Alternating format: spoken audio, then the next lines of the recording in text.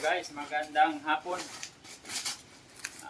Minsan talaga nakalimutan naming magtagalog para sa mga kaibigan natin dyan sa Luzon.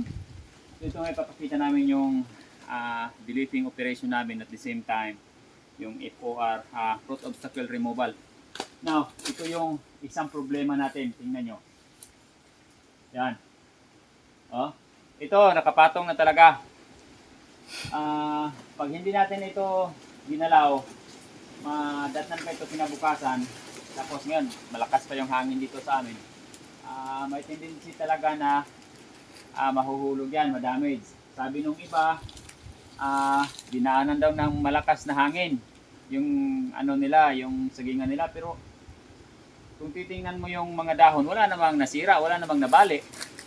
So ito yung nangyayari. Ganito talaga na yung niya, yung puso niya,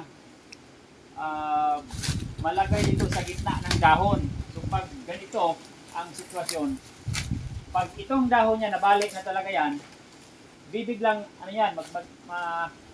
mabibigla yan na magda-down. So brittle pa yung niya, itong stalk.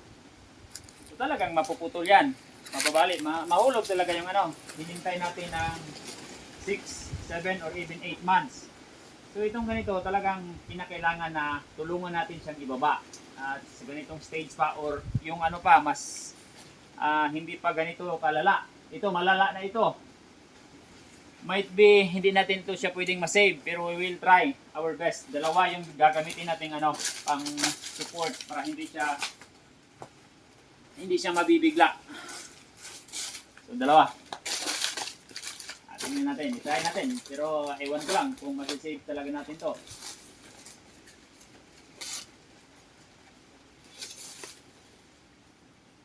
Okay. Huwag mo lang ihulog.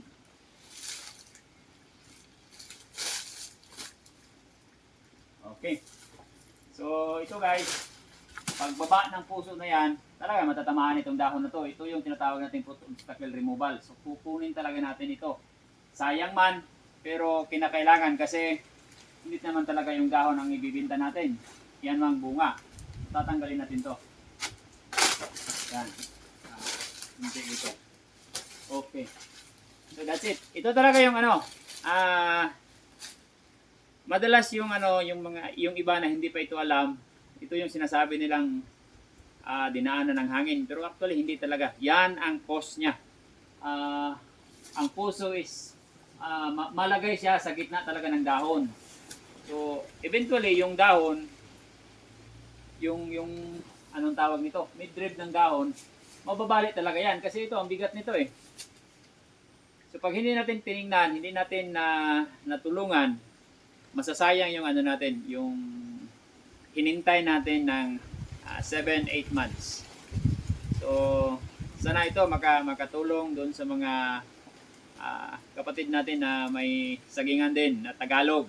Kasi nahihirapan kayong intindihin na yung namin, yung lingwahe naming Bisaya. So, yun lang. Magandang hapon ulit.